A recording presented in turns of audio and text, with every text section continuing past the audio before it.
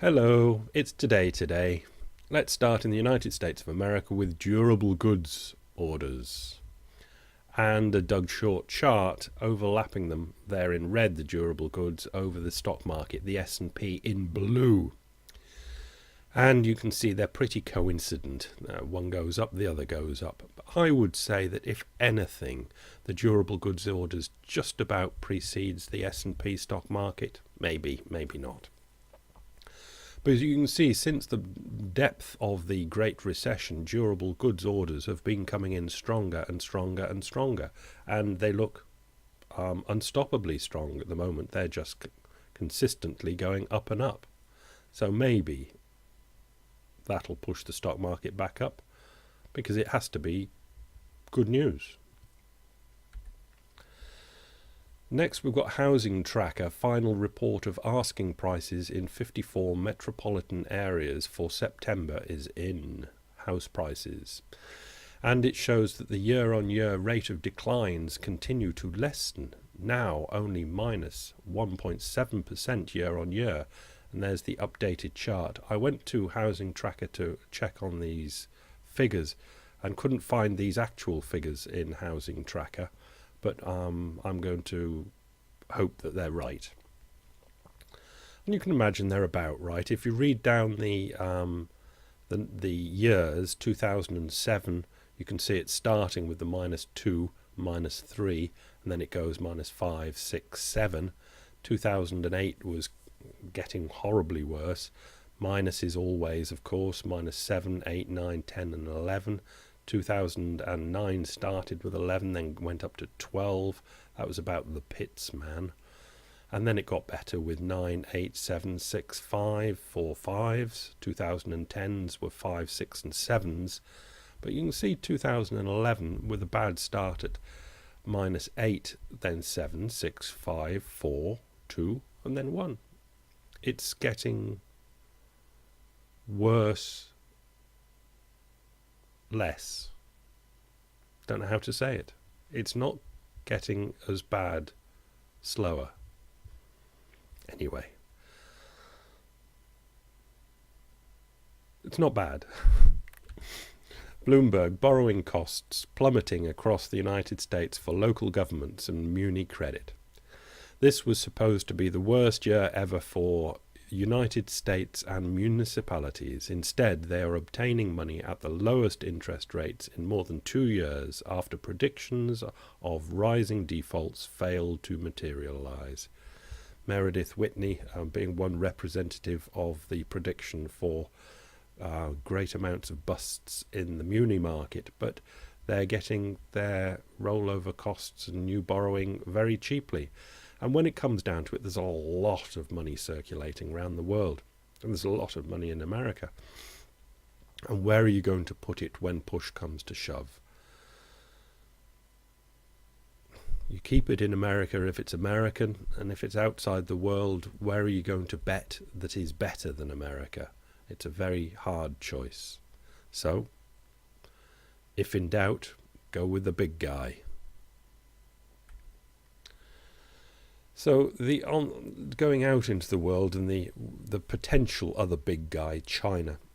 China's African mischief, this article is written in Tokyo. As Libya's National Transitional Council attempts to establish a functioning government for a newly liberated country, the truth about what went on under Colonel Muammar al-Gaddafi's regime is starting to come to light. Various treasures have been unearthed from Tripoli mansions that were hastily vacated by their owners, and what happened to tortured, the murdered, and the missing is beginning to be revealed. So too are some of Gaddafi's dirtiest diplomatic secrets being exposed. On September 2, the Canadian newspaper The Globe and Mail reported on recent negotiations between the embattled Gaddafi regime and Chinese armaments companies with direct ties to China government for contracts worth $200 million. I would imagine that all Chinese armament companies have direct ties to the China government. Anyway, such contracts were in flagrant violation of the arms embargo instituted under UN Security Council Resolution 1970, of which China approved. China's been pushing out into the world, Africa being one of the major places it's been pushing out to.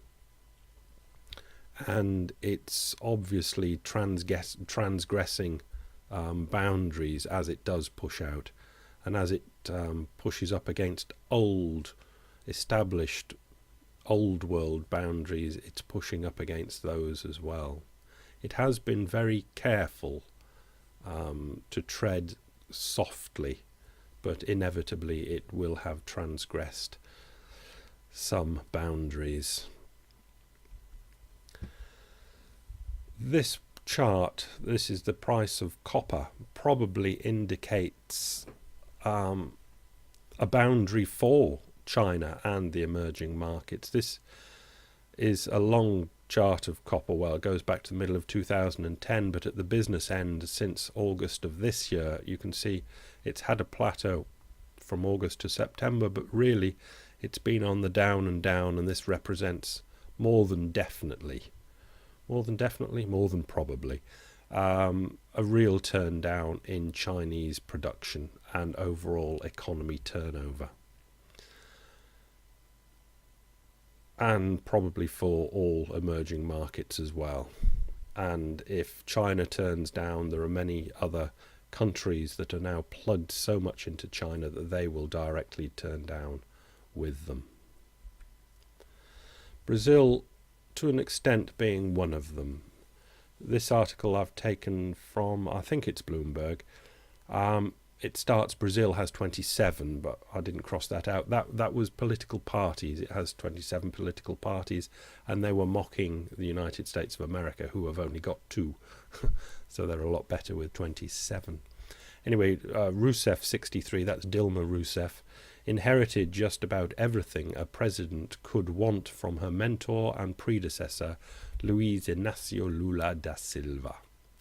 An economy growing at 7.5% annual pace, and unemployment at 5.3%. That was the lowest since at least 2001.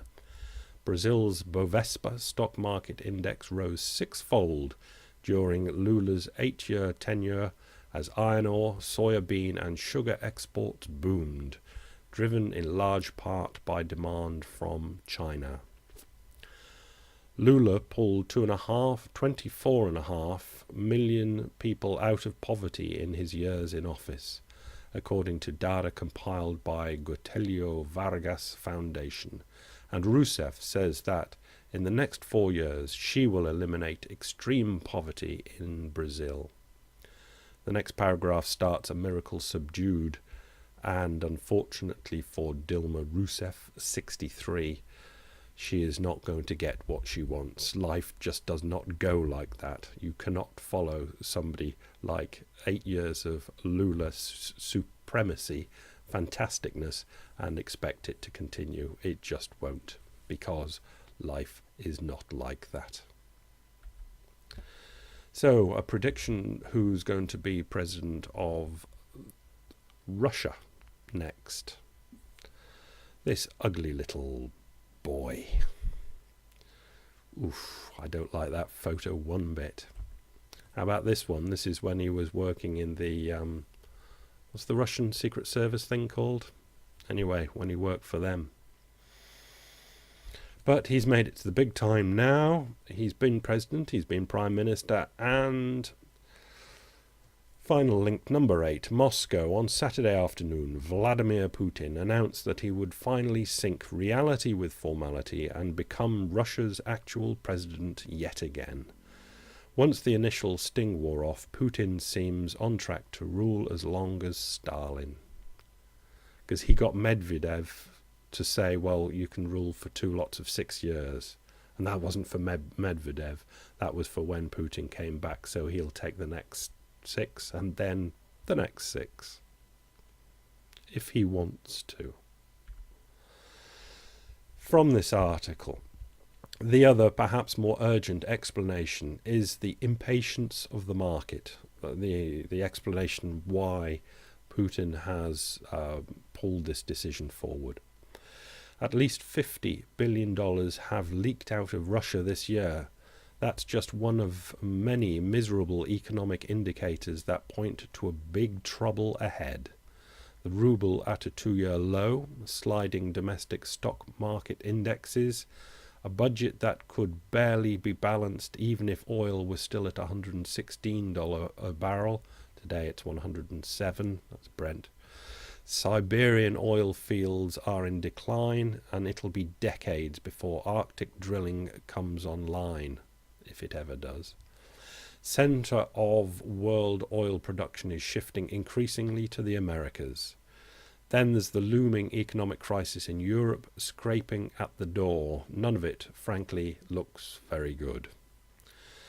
So Putin's goal on Saturday may have been to step in and put a firm hand on the wheel to assure everyone that the system was in fact functional at such a sensitive moment. The day before, behind the scenes of the first day of the convention, one of his strategists told a European news channel, "It's not the time to experiment with big political change in times such as economic uncertainty." Putin's return for potentially 12 years was supposed to signal an end to talk of such an experiment. The speeches he made at the conference, including the one about the government's duty to give bitter medicine, were supposed to reassure foreign investors that he would implement urgent reforms, or as the famous Kremlinologist Olga Krishtanovskaya told me the other day, modernize or die. I would guess there will be more dying than modernizing. Russia. Not a happy history. Will it be a happy future? I doubt it. See ya.